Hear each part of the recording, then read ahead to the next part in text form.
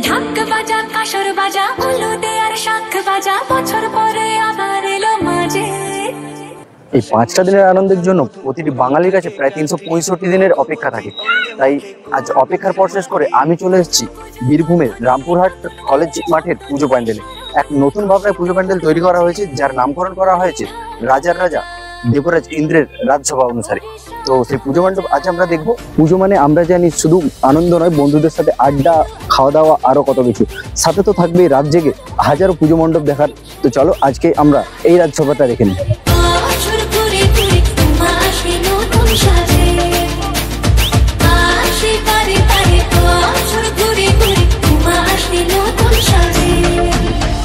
শরৎ মেঘের সাথে খুশির দিনগুনে আকাশে বাতাস উৎসবের আওয়াজে বলো দুর্গা মায়ের জয়।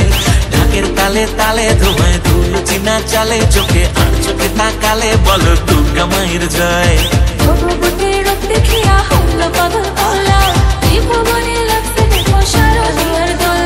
শিউলি ফুলের গন্ধে বিবর সানন্দীয় কাছে মায়ের লাগে বান্ধরে তোর বান্ধবেতে বাসে।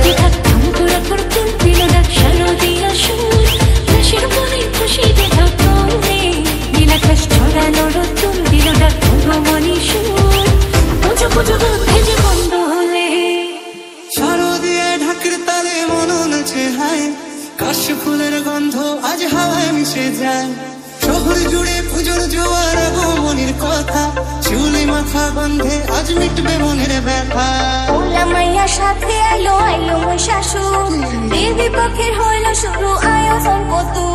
ভোলা মাইয়ার সাথে আইলো আইলো মহিষাসুর, দেবী পক্ষের হইলো শুরু আয়োজন কত। নতুন জামা নতুন শাড়ি ঘরে পুজো ভালো আরে সব কিছুতে প্রেম জড়িয়ে আছে। পুজো পুজো গন্ধ নিয়ে নতুন গানের ছন্দ নিয়ে শারদীয়ার খুশিতে মন নাচে। এলো এলো এলো এলো মা দুর্গা মা। আর সব থেকে বড় বিষয়, এই পুজো মণ্ডপ বা এই পাশে যে মেলা বসেছে, এত বড় মেলা শুধু 5 দিনের জন্য না, পাক্কা 10 দিন থাকবে। তোমরা আসলে ঘুরে যেতে পারো। খুব সুন্দর একটা পুজো মণ্ডপ।